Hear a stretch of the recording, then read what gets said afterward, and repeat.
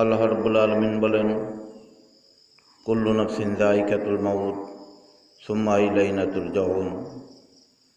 প্রত্যেকটা প্রাণীর মৃত্যুর শরবত পান করিতে হইবে। শুধু মানুষ জাতি আর জিন জাতির পুনরায় আবার জিন্দা হতে হবে এবং আমাদের জন্য হাসর নাসর রয়েছে, হাসরের ময়দান বিচারের দিবস রয়েছে। এই দিন যদি আমরা বিচারের থেকে পরিত্রাণ পাই, তাহলে আল্লাহ রাব্বুল আলামিন আমাদের জন্য জান্নাতের ব্যবস্থা করিবেন। অন্যত্র মুহাম্মদ রাসূলুল্লাহ সাল্লাল্লাহু আলাইহি সাল্লাম বলেন, যে ব্যক্তি প্রত্যেক দিন নিয়মিত ফজরের নামাজ অথবা মাগরিবের নামাজের পরে 3 বার করে পাঠ করবে, রদিতু বিল্লাহি রাব্বাও ওয়াবিল ইসলামি দীনাও ওয়াবি মুহাম্মাদিন নবিয়ান ওয়া রাসূলান সাল্লাল্লাহু আলাইহি ওয়াসাল্লাম,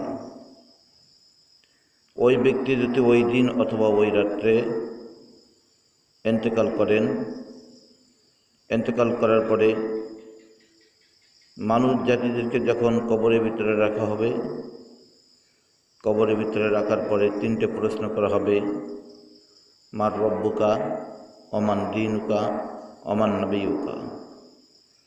এই 3টে প্রশ্ন করা হবে। এই 3টে প্রশ্নের জবাব যে কবরের ভিতরে সঠিকভাবে দিতে পারিবে, তার কবরখানা হয়ে যাবে ওয়ারাদাতুম মিন রিয়াজিল জান্নাহ, একটি জান্নাতের টুকরা।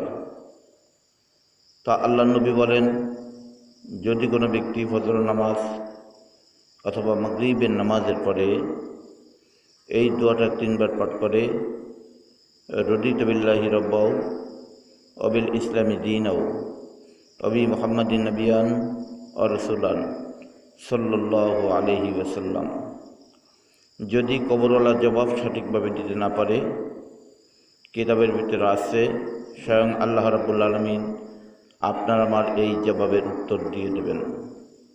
আমলটা আমাদের একটা ছোট্ট আমল, শুধু সঠিকভাবে নামাজ পড়তে হবে।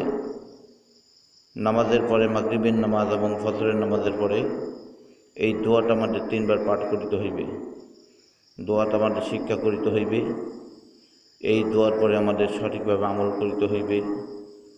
হয়তো আল্লাহ রাব্বুল আলামিন এই দোয়ার ওসিলা করে আপনার আমার কবরে গুনাহ মাফ করে আপনার আমার কবরখানাকে একটা জান্নাতের টুকরা বানাই দিতে পারেন, অথবা নাজাতের ফায়সালা হতে পারে। আল্লাহ আমাদের প্রত্যেকেরই এই দোয়ার পরে আমল করার তৌফিক দান করুক। আমিন।